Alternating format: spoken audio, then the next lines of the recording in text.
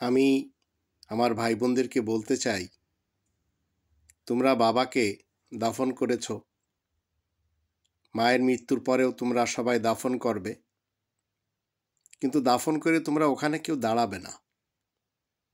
বাবার কবরের পাশেও তোমরা দাঁড়াওনি, নিজ নিজ কাজে চলে গেছো, চলে আসছো। মৃত্যু ব্যক্তিও তোমাদেরকে এমন একটি জায়গাতে নিয়ে যাচ্ছে যেটি কবর।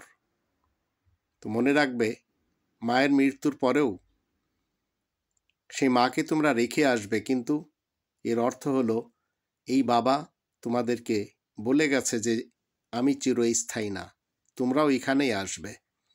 মাও সেই একই কাজই করবে। তাহলে এত অহংকার তোমাদের কেন? কেন আমার জায়গা জমি নিয়ে তোমাদের এত মাথা ব্যথা, এত লোভ, এত হিংসা?